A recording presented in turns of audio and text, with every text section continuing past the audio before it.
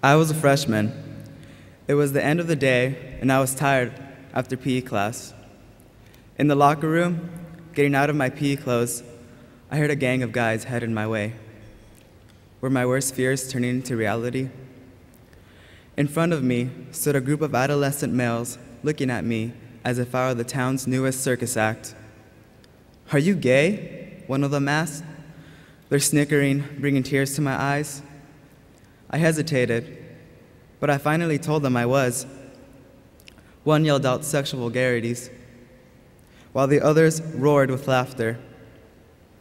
The rest of the event is rather hazy in my mind, but I clearly remember the ride home.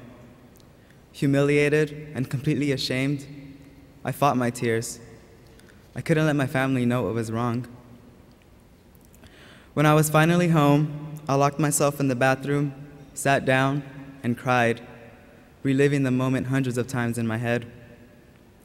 I wept the same way I had about 2 months prior to this event, one lonely night outside my house. The night I sat in the dark, wondering why I had to be gay, wondering why my friend, who was indirectly responsible for my coming out, was not gay. Back in the bathroom, I let my tears fall and drench my face. Suddenly, I heard my grandparents come in the house. I quickly left the restroom and saw my grandma, who immediately noticed the extreme redness on my eyes. She asked, somewhat suspiciously, why my eyes were the color they were. "Apenas me desperté. I just woke up," was the lie I quickly made up. Because of that, and many other homophobic experiences, I was uncomfortable with myself. I longed for acceptance. I attempted to find self-dignity in education. I come from a family that lacks the knowledge of four-year universities. My father, with whom I have not lived with since I was 5 years old, came to this country from Mexico as a 16-year-old with an elementary school education. My mother, born to a woman who had left El Salvador to escape political strife, had put her dreams of college on hold when she bore me and married my father at the age of 17. During elementary school, I epitomized blissful ignorance. My neighbors were my family, my grandparents, aunt, uncle, and cousins. At school, I was always a class clown who was too smart to get in any serious trouble. Shielded from the real world, I was happy. My whole family moved across the city into a new school district during my 5th grade year. My naivete was obvious in my new environment. I was smart, but not very street smart per se. I made some new friends who were popular, but then I was transferred to a different middle school the following year, and as a result, I was once again surrounded by strangers. To my surprise, at this new school, I became known as the gay kid, even though I didn't know I was homosexual until 3 years later. Gerardo Homosexual is what they called me. My bubble of blissful ignorance was torn open by homophobia. By the end of middle school, although I was a 4.0 student, I was used to being ostracized. I lacked true friends. My emotional instability transformed into utter rebellion by the time I entered Rancho Verde High School. My freshman year is one that I would never want to relive. The first semester was characterized by a facade of anger during school, fights with my mother during the evening, and emotional breakdowns at night where I silently cried myself to sleep. I finally realized I was gay in January of my freshman year. My second semester was characterized by endorphin rushes from the hugs of a heterosexual friend and the tears from wanting his presence so badly, all while being harassed at school for my newly discovered homosexuality. By this time, grades were the last thing on my mind, and although my teachers knew I was smart, I was scraping by with horrendous grades. My freshman English teacher was very impressed with my ability to analyze and understand prose and poetry. He truly believed that I could do better in school and that AVID could help me get back on track. As a straight-A student since 3rd grade, I always just assumed I would end up at college. Ignorant of any college names and the college application process, I was extremely ill-prepared for any four-year institution. Because of the changes I was experiencing my freshman year and my general apathetic attitude, my grades were not at their potential. In a previous report card, I was in danger of failing both geometry and French. As I learned more about AVID, I started realizing that I had to prioritize my goals and start thinking about my life after high school. As a result, I enrolled in both my first AP class and AVID. Sophomore year was a huge transition year for me, both academically and personally.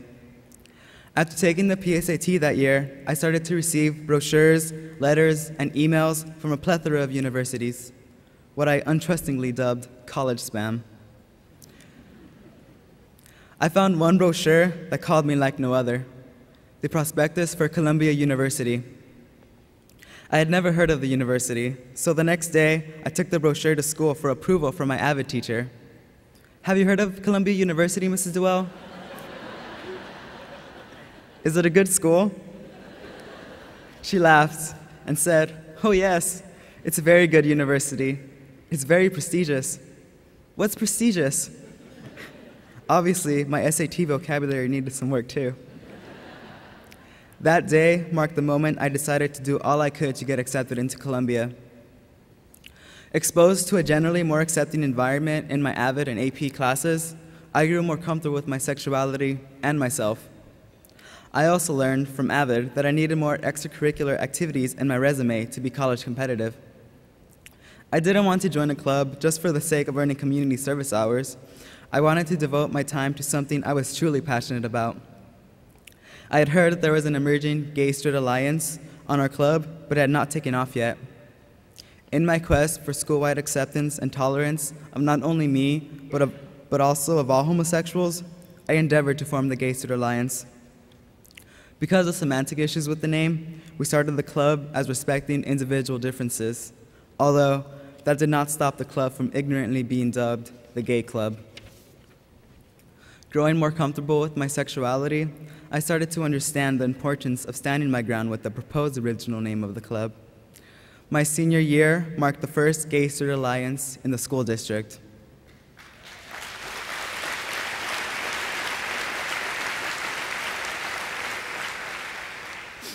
In my junior AVID class, I was taught that in order to improve my chances of acceptance at big colleges, more specifically Columbia University, I needed more community service.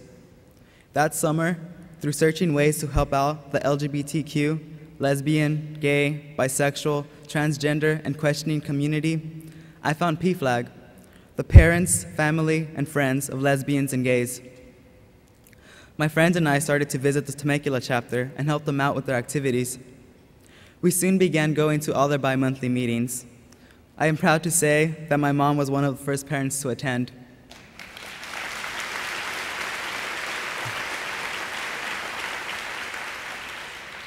Now we are all known as the PFLAG Temecula community.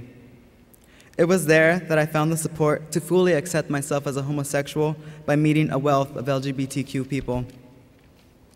Realizing my homosexuality in a hateful environment was a cause of great distress for me. For a time, I lost the very thing that defined me, my academic ambition.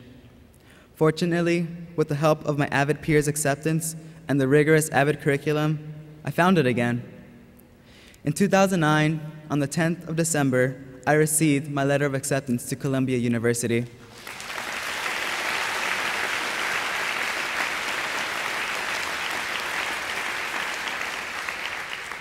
During spring break in April 2010, I had the pleasure of visiting Columbia and New York for the first time. You cannot begin to imagine my sense of joy and accomplishment at the mind-boggling campus. I felt unbounded acceptance visiting the many gay clubs in the university. The historic Queer Alliance welcomed me with open arms, and it was then that I knew I was home. At Columbia University, in the city of New York, I plan to major in political science so that I can one day use my knowledge of law to continue to fight for human rights.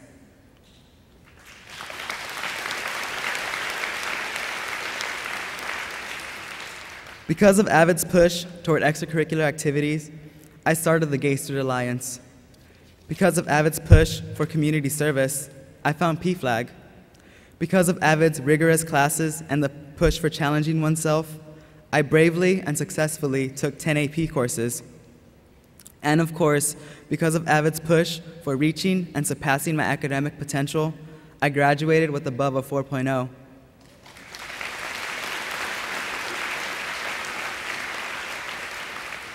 I thank AVID for not only my acceptance to Columbia University, but also for indirectly helping me find my niche in this world, fighting homophobia across the country. I am proud of who I am today, and I am very proud to be an AVID graduate. Thank you.